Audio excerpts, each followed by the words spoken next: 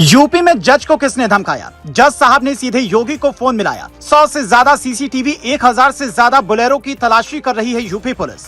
जज के पीछे भाटी के शूटर्स, जज योगी पुलिस के पीछे, पुलिस शूटर्स के पीछे।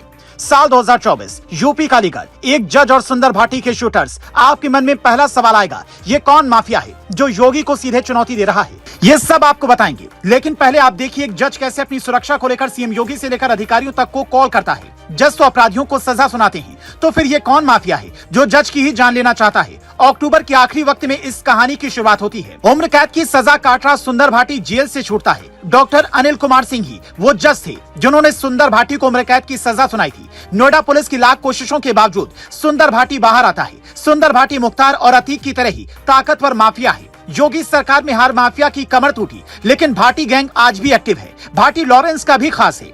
सोनभद्र जेल से निकलते ही भाटी कहीं गायब हो जाता है। वो कहाँ गया, क्या करता है, किसी को नहीं पता। तभी एक दिन अलीगढ़ से खबर आती है। जज साहब का बयान सुनिए। वो कहते हैं, मैं 29 अक्टूबर की शाम को यूपी के फर्रुखाबाद से नोएडा जा रहा था। शाम को करीब 7:50 पर हमारी गाड़ी अलीगढ़ की गुमट चौराहा और खैर से होकर फतुरी की तरफ बढ़ रही थी। तभी एक बोलेरो हमारी कार का पीछा करने लगी। उस बोलेरो में 5 लोग सवार थे। उनके पास हथियार थे। उन्होंने मुझे अपशब्द भी बोला। गाड़ी का नंबर था यूपी 81 78 82। मुझे खतरा लगा तो मैंने पुलिस चौकी की तरफ गाड़ी मोड़ दी। उसके बाद वो लोग यू टर्न लेकर भाग गए।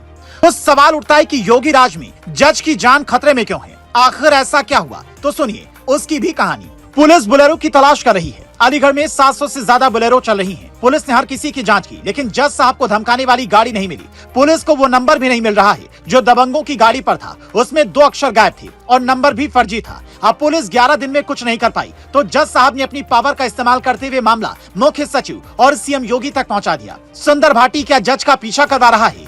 क्या इस बात में दम है? जरा सुनिए उसकी सच्चाई भी। जज की तरफ से जो एफआईआर दर्ज कराई गई है उसमें लिखा है 5 अप्रैल 2021 को सुंदर भाटी गैंग के 11 लोगों को उम्र कैद की सजा सुनाई गई। तब मेरी पोस्टिंग गौतम बुद्ध नगर कोर्ट में अतिरिक्त सत्र न्यायाधीश के रूप में थी। बतौर जज मैंने जिन लोगों को सजा सुनाई उनमें ऋषिपाल, राज सिंह, योगेश, विकास पंडित, कालू भाटी, नील कविंद्र, दिनेश भाटी, अनूप भाटी, यतेंद्र चौधरी, सोरू, बॉबी शेर सिंह और सुरेंद्र पंडित का नाम शामिल है।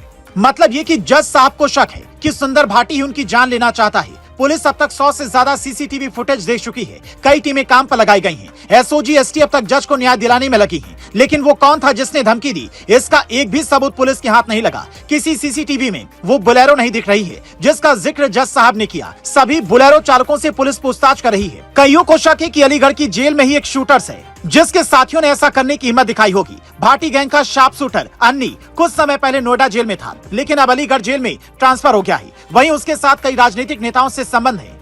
अब कुछ भी हो, शिकायत सीएम तक पहुंची है। सीएम योगी के रहते किसी माफिया ने इतनी हिम्मत नहीं दिखाई थी। जेल में बैठकर प्रयागराज में कत्ल अतीक ने करवाया, तो अंजाम सबको पता है। अब सुंदर भाटी गैंग अगर ऐसा कर रहा है तो फिर अंजाम क्या होगा, ये भी आप सबको पता है।